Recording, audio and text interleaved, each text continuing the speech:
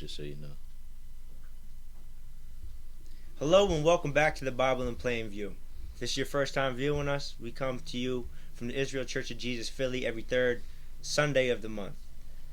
Today's lesson is actually The new covenant, an extension of the old. Go ahead. This is my reader, Brother Tyler. I'm the teacher, Brother Chris.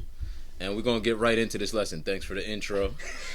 So, this is a commonly mentioned thing people say, when you're talking about the commandments. You'll often hear people say that, well, that's the old covenant, that was done away with, and we're under a new covenant now. And, the Bible, it does talk about an old and a new covenant.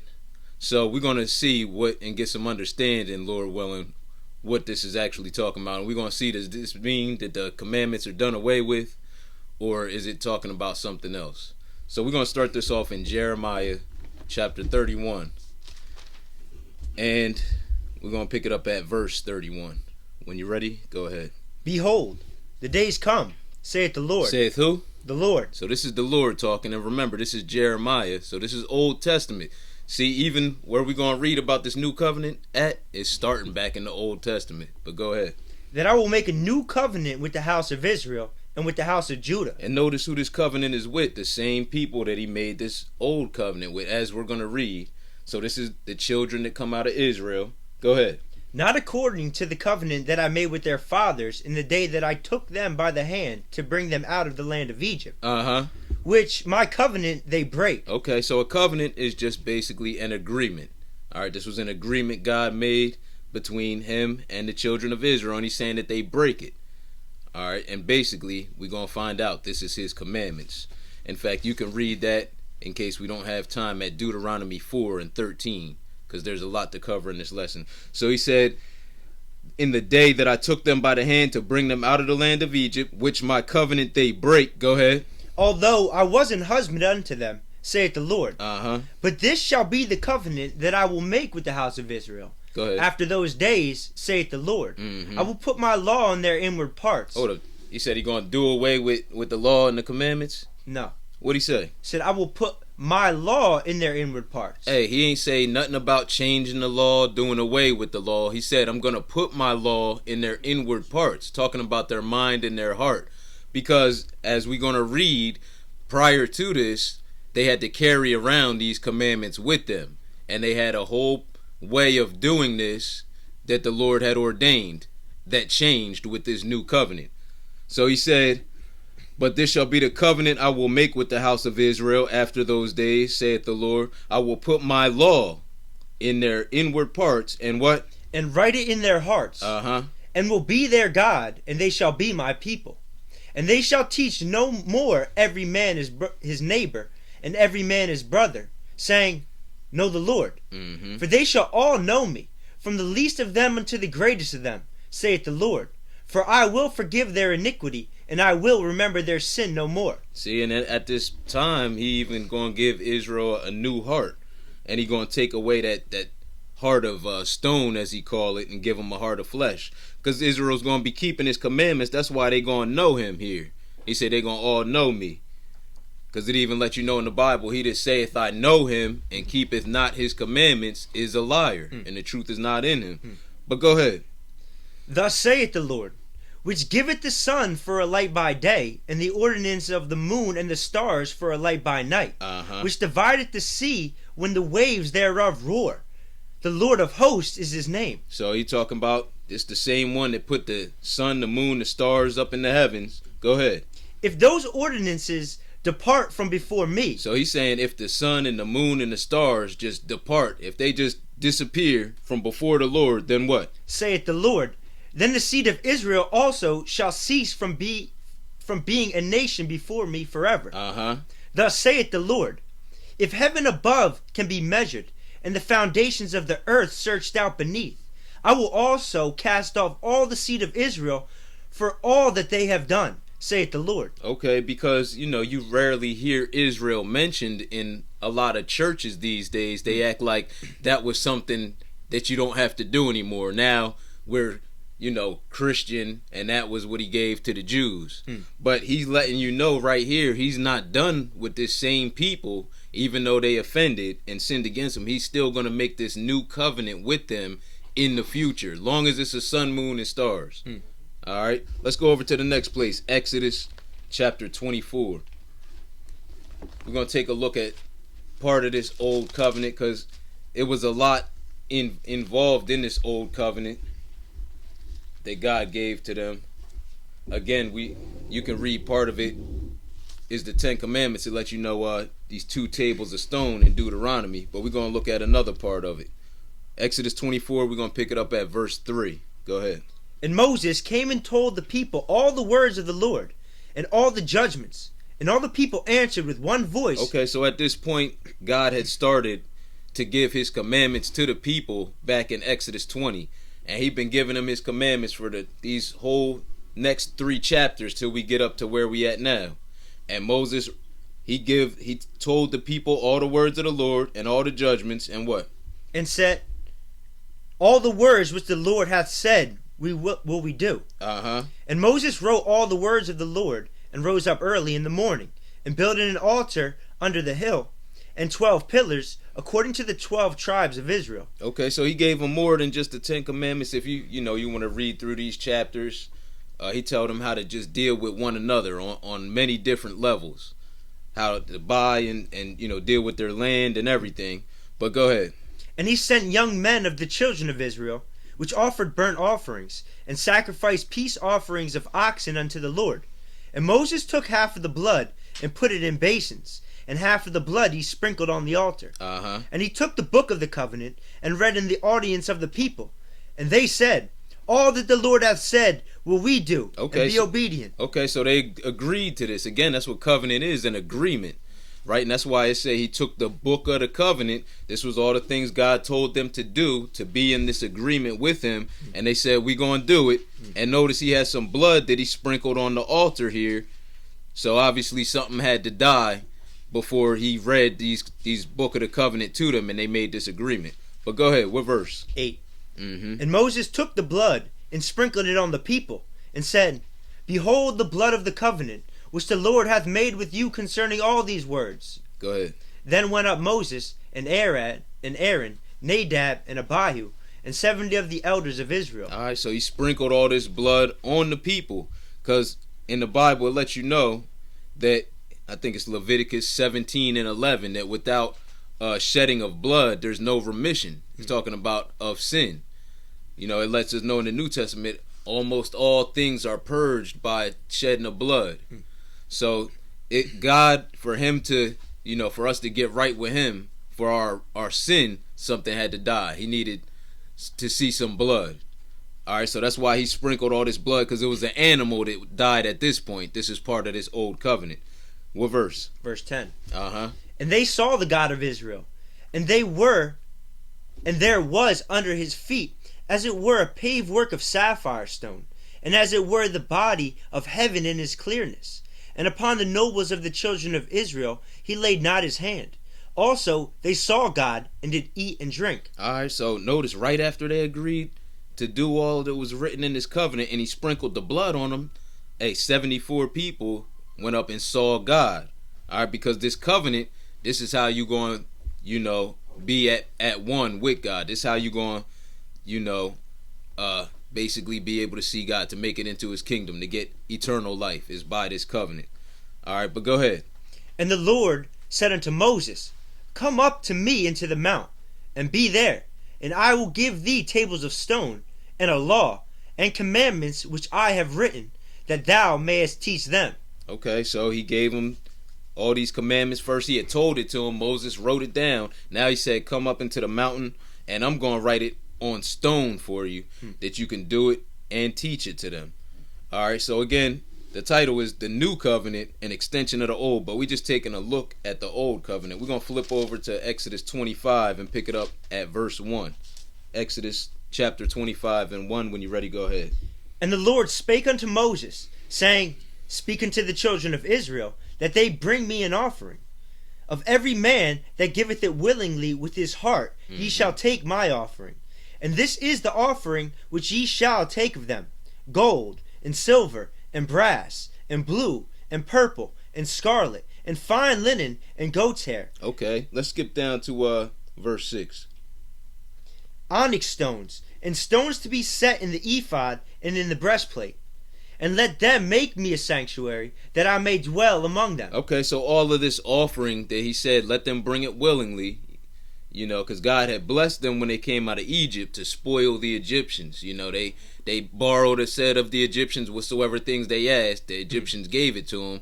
So now he like, hey, y'all gonna make me a sanctuary that I might dwell among you, and we're gonna use these materials to build it. So as many people as give it willingly with his heart, it said, take this offering. He tell them specifically what he needs to build this tabernacle or this sanctuary. Go ahead. According to all that I show thee, after the pattern of the tabernacle, and the pattern of all the instruments thereof, even so shall ye make it. So he had to make it a certain type of way, because this was all representing something in the heavens. As we're going to see, this earthly tabernacle was representing something that's actually up in heaven. And all of this was pointing at something, as we even may get a chance to read in this lesson, that the law, it had a shadow of things to come. But it said the body is of Christ. So he said, according to all that I show thee, after the pattern of the tabernacle and the pattern of all the instruments thereof, even so shall you make it. So you can go through and read this chapter on your own. You see how specific God is, giving them the measurements and everything as to how to make these instruments. But go ahead. And they shall make an ark of shittim wood. 2 cubits and a half shall be the length thereof, and 1 cubit and a half the breadth thereof, and 1 cubit and a half the height thereof. Skip down to verse 16 and go ahead. And thou shalt put into the ark the testimony which I shall give thee. And thou shalt make a mercy seat of pure gold. 2 cubits and a half shall be the length thereof, and 1 cubit and a half the breadth thereof. Okay, so the testimony was the 2 tables of stone that he wrote his word on, and now he's saying to make a seat, and it's going to be overlaid of all gold, pure gold, and he gave them the measurements of it. Go ahead. Shall the faces of the cherubim.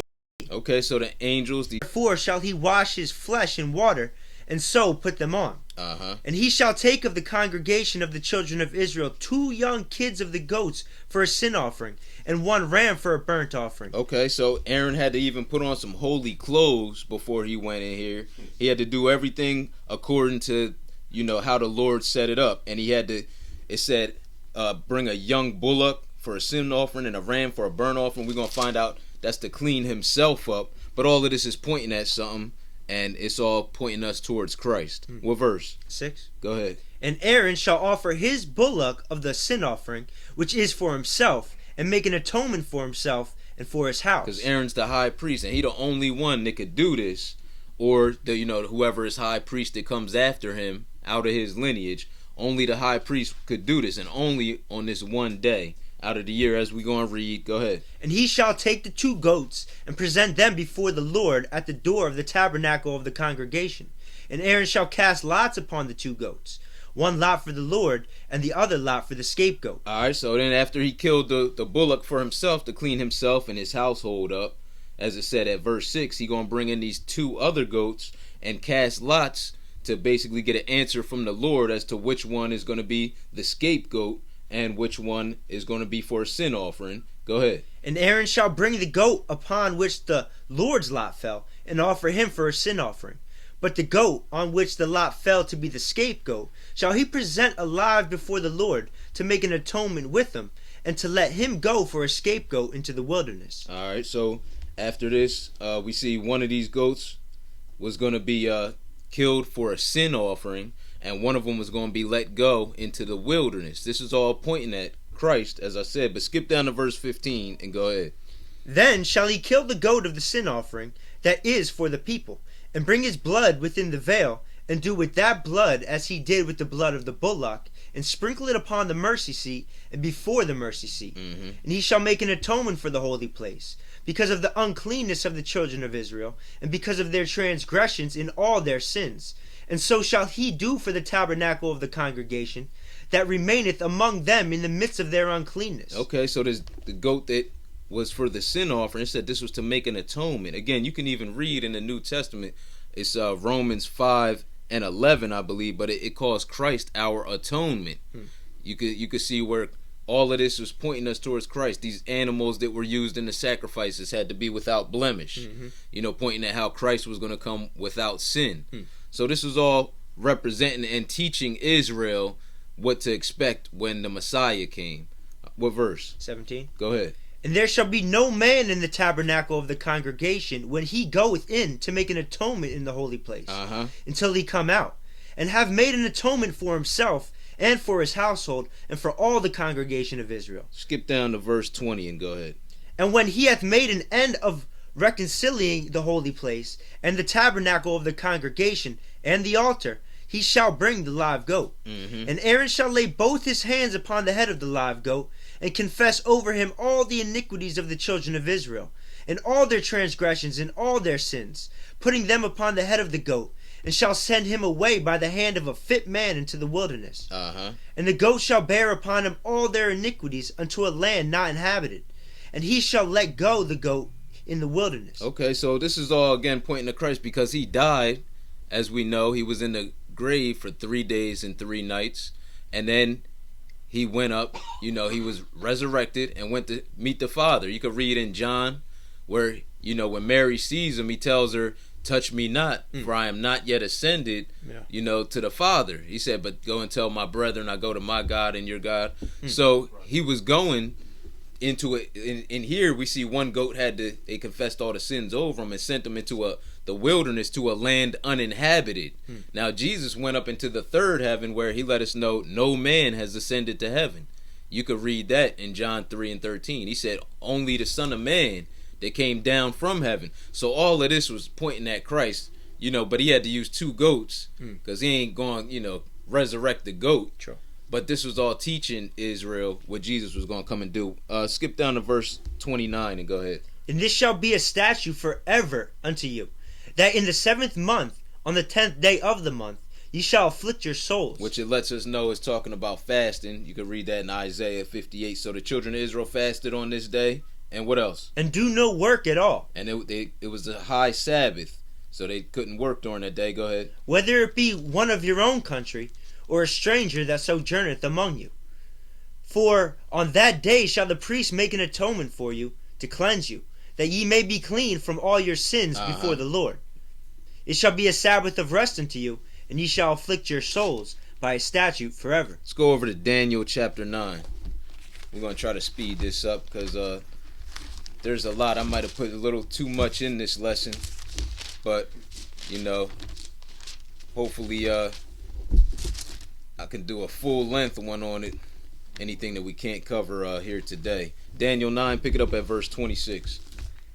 After 62 weeks shall Messiah be cut off. So this Messiah that's talking about Jesus, Messiah and the Christ, they both mean anointed one. So it's saying he's going to be cut off or killed, in other words. But what? But not for himself.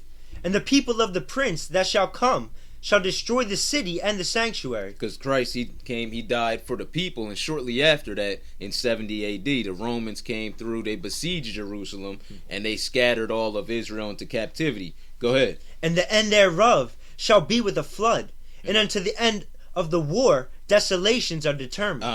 And he shall confirm the covenant with many for 1 week. So he's going to confirm the covenant, the commandments with many for 1 week. That's why he came and said, think not that I'm come to destroy the law and the prophets. I come not to destroy, but to fulfill. It was written that he was going to come and confirm these same commandments. He comes in the volume of the book. All these things that Christ did were written of him to do. Go ahead. And in the midst of the week he shall cause the sacrifice and the oblation to cease.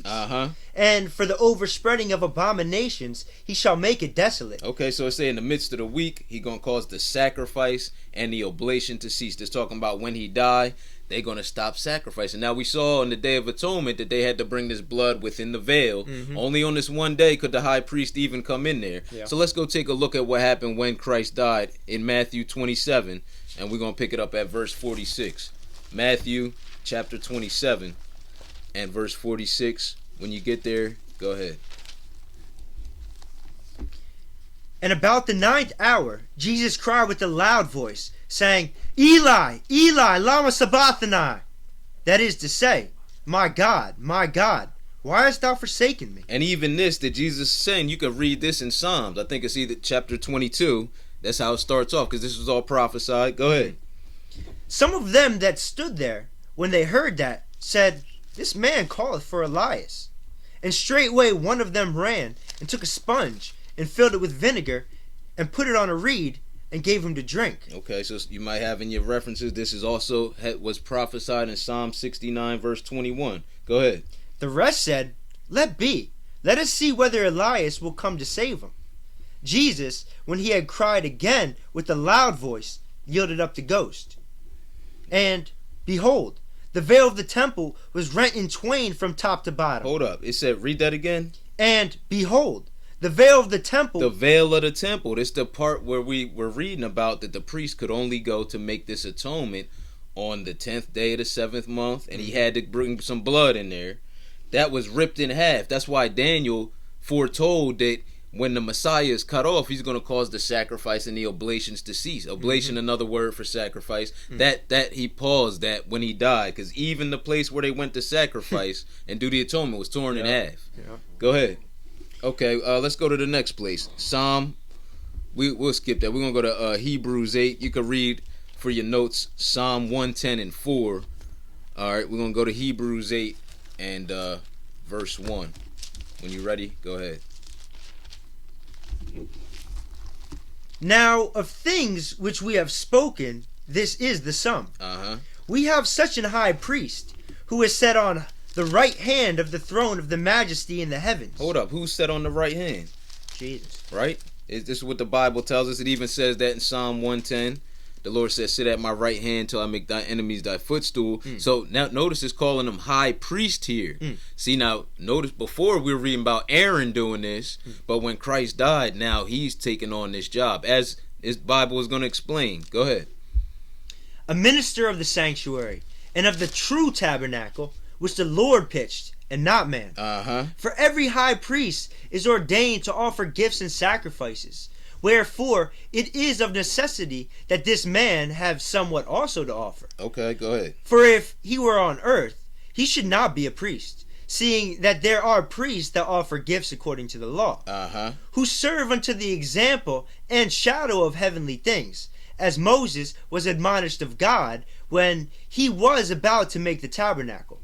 For, see, saith he, that thou make all things according to the pattern showed to thee in the mount. Okay, so again, all that God had gave to them back then was pointing at something in the future, and ultimately was pointing at Christ. That's why he had to make it exactly after the pattern that God gave him.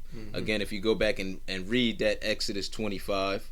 But again, we see it really was trying to teach them that Christ was going to come and lay down his ultimate sacrifice and become the high priest. You know, that all of what the Levites were doing, the sacrifices, all of that was just pointing us to Christ. Go ahead. But now hath he ordained a more excellent ministry, by how much also he is the mediator of a better covenant, which was established upon better promises. For if that first covenant had been faultless, then should no place have been sought for the second. For finding fault with them... Finding fault with who? It says with them. Not with the covenant, because the people break the covenant. Alright, so it wasn't nothing wrong with it, but even though that wasn't the end all be all, it was teaching them about something. But he said, finding fault with them. Go ahead. He saith, Behold, the days come, saith the Lord, when I will make a new covenant with the house of Israel and with the house of Judah. And we read this in Jeremiah 31, so now he's quoting from there. Go ahead. Not according to the covenant that I made with their fathers in the day when I took them by the hand to lead them out of the land of Egypt, because they continued not in my covenant, and I regarded them not, saith the Lord. For this is the covenant that I will make with the house of Israel after those days, saith the Lord. I will put my laws in their mind, and write them in their hearts, and I will be to them a God, and they shall be to me a people. So we're going to go right into chapter 9 and verse 1. But again, this is what we read back in Jeremiah. And notice, he just putting the law in their heart now. But go ahead, 9 and 1. Then verily the first covenant had also ordinances of divine service, and a worldly sanctuary. So this is what we read about the physical tabernacle that they had to carry around and build after the pattern or something up in the heavens. Mm-hmm. So this was part of the first covenant. Go ahead. For there was a tabernacle made, the first, wherein was the candlestick, and the table, and the showbread, which is called the sanctuary. And after the second veil, the tabernacle, which is called the holiest of all. And this is what we read about, where he could only go once a year to do this atonement. Skip down to verse 6 and go ahead. Now, when these things were thus ordained, the priest went always into the first tabernacle, accomplishing the service of God. But into the second went the high priest alone once every year, not without blood, which he offered for himself, and for the errors of the people. The Holy Ghost, this signifying that the way into the holiest of all was not yet made manifest, while as the first tabernacle was yet standing. See, the way that this had to be done with only the high priest going in once a year and having to have blood, this was all showing us that Christ had to come in and make this way accessible in the future. Skip down to verse 11 and go ahead. But Christ, being come an high priest of good things to come, be a greater and more perfect tabernacle, not made with hands, that is to say, not of this building. Neither by the blood of goats and calves, but by his own blood he entered in once into the holy place, having obtained eternal redemption for us. Okay, so this is what this was all pointing to, him coming and being the high priest. Go ahead. For if the blood of bulls and of goats, and the ashes of an heifer sprinkling the uncleanness, sanctified to the purifying of the flesh, how much more shall the blood of Christ, who through the eternal Spirit offered himself without spot to God, purge our conscience from dead works to serve the living God? Okay, so that was the new covenant, an extension of the old. I know we didn't get a chance to cover a lot of it, but hopefully you got some understanding in Jesus' name. Peace. Peace.